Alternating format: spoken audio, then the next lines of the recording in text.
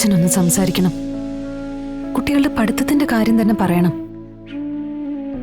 ദേഷ്യം എന്നോടല്ലേ? വാശിയെടുത്ത് പിള്ളേരുടെ ഭാവി എന്തിനാ നശിപ്പിക്കുന്നത്? മോളെ, എനിക്ക് നിങ്ങളെല്ലാരും കൂടി എന്റെ അടുത്തോടെ ഉണ്ടാകുന്നുള്ള ആഗ്രഹം മാത്രമേ ഉള്ളൂ. കൊല്ലാനാണോ വളർത്താനാണോ എന്ന് അറിയില്ലല്ലോ. വിളിച്ചത് പോലീസല്ലേ? ഓ, രണ്ടായാലും എനിക്ക് കുഴപ്പമില്ലാത്തോണ്ട് ഞാനിങ്ങ് പോന്നു. പണ്ടും നീ ഇങ്ങനെ തന്നെയായിരുന്നു. മുന്നും പിന്നും നോക്കാതെ നീ എടുത്തങ്ങ് ചാടും. അങ്ങനെ ചാടിയതുകൊണ്ട് പലരെയും ചില ആപത്തിൽ നിന്ന് രക്ഷപ്പെടുത്തിയിട്ടുണ്ട്. ആ, രക്ഷപ്പെട്ടവർക്ക് ഓർമ്മയുണ്ടോന്നറിയില്ല. ആ ഓർമ്മ ഉള്ളതുകൊണ്ടാണെന്ന് വെച്ചോ ഇപ്പം ഞാൻ നിന്നെ ഇങ്ങോട്ട് വിളിച്ചു വരുത്തിയത്. കാര്യം വളരെ പ്രധാനപ്പെട്ടതാ. അത് പ്രോട്ടോകോൾ നോക്കാതെ നീയുമായിട്ട് ഷെയർ ചെയ്യുന്നത് എന്റെ റിസ്കിലാ. അതായത് വിവരം പുറത്ത് പോവരുതെന്ന്. അല്ല, എനിക്ക് മനസ്സിലായില്ല. അതെ, ഞാൻ നിന്നെ ഒരാളെ കാണിക്കാം. നിനക്കവനെ വല്ല പരിചയമുണ്ടോ നോക്ക്.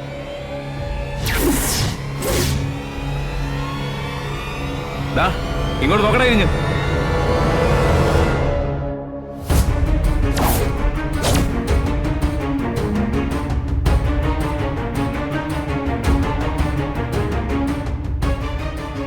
ഇവന്റെ പേരിൽ 1-2 അടിപിടി കേസുകൾ ഉള്ളതാ. അതുകൊണ്ട് ഇവനെ അങ്ങനെ നമ്പാൻ കൊള്ളത്തില്ല. പ്രകാശിനെ വണ്ടി ഇടിപ്പിച്ച് കൊന്നത് ഇവനാണെന്നാണ് ഇവൻ പറയുന്നത്. അതിന് ഇവന് കൊട്ടേഷൻ കൊടുത്തത് മാണിക്കോത്ത് മഹേന്ദ്രനും എന്ന് ഇവൻ പറഞ്ഞോ? നേരെ മുമ്പിലല്ലേ നിൽക്കുന്നത്, പോയി ചോദിക്ക്.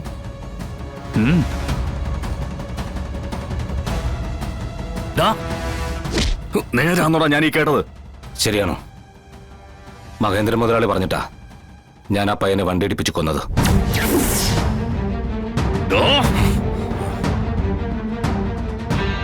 എന്തിനാ കൊല്ലുന്നെന്ന് നീ തിരക്കില്ലടാ.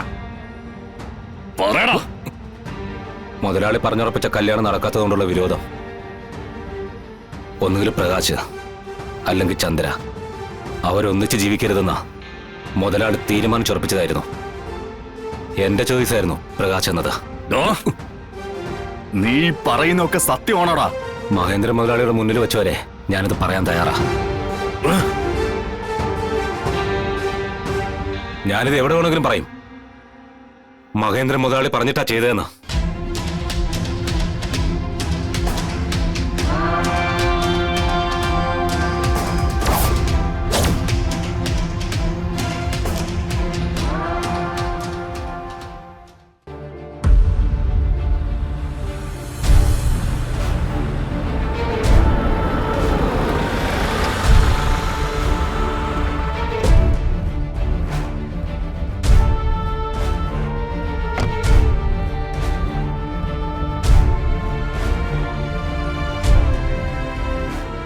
കേറി വാ ശാലിനി കുഞ്ഞെ. സത്യാമ്മ ഇവിടെ ഇല്ല, ക്ഷേത്രത്തിൽ പോയിരിക്കുക.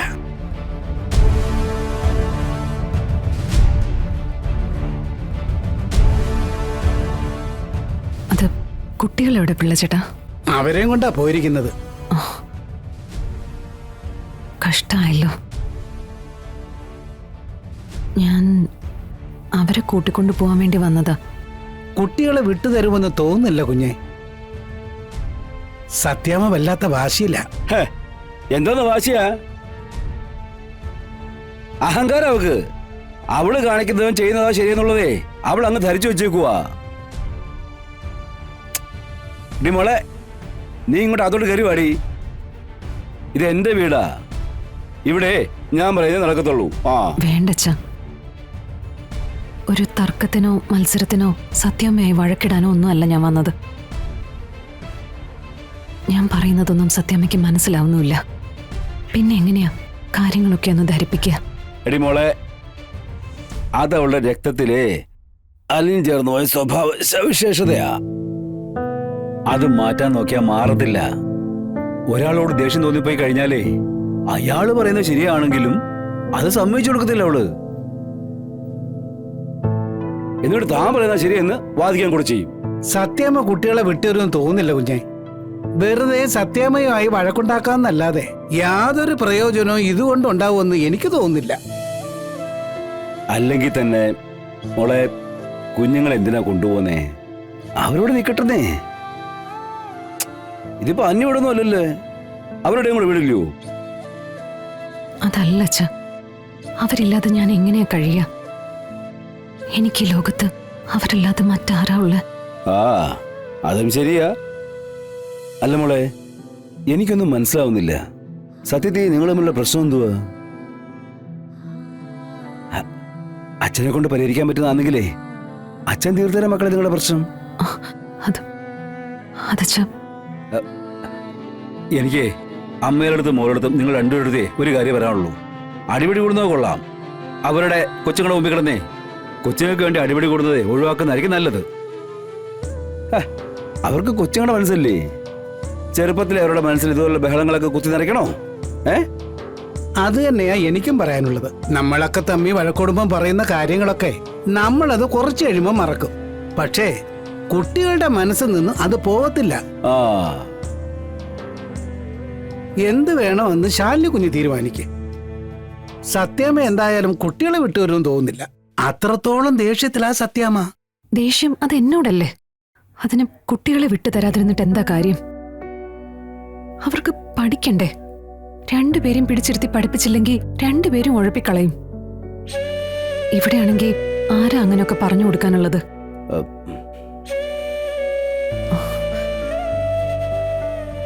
അച്ഛാ, അച്ഛനൊന്ന് സംസാരിക്കണം. കുട്ടികളുടെ പഠിത്തത്തിന്റെ കാര്യം തന്നെ പറയണം. ദേഷ്യം എന്നോടല്ലേ?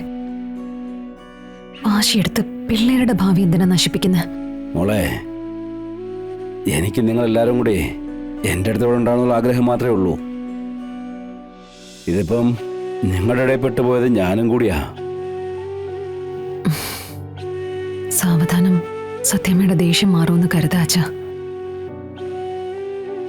അച്ഛൻ മരുന്നൊക്കെ കഴിക്കുന്നുണ്ടല്ലോ അല്ലേ? എന്തിനാ മോളെ മരുന്നൊക്കെ കഴിച്ച് ജീവിക്കുന്നേ? മനസ്സിന് സന്തോഷമില്ലാതെ 100 കൊല്ലം ജീവിക്കുന്നതിന് പകരമേ സന്തോഷത്തോടെ 10 ദിവസം ജീവിച്ചാ പോരെ? അങ്ങനെ കഴിയാൻ പറ്റാത്തതാണ് ഈ ഭൂമി ജീവിക്കണ്ട. അങ്ങനെയൊന്നും പറയില്ലേ അച്ഛാ, അതൊക്കെ എല്ലാം ശരിയാവും. ഞാൻ ഇറങ്ങുക അച്ഛാ. കുട്ടികളെയും കൊണ്ട് പോവാന്ന ആഗ്രഹത്തോടെ വന്നത് അവരെ ഒന്ന് കാണാൻ കൂടി പറ്റില്ല. അതെന്റെ സങ്കടം കൊണ്ടാ പോകുന്നത്. ശരി.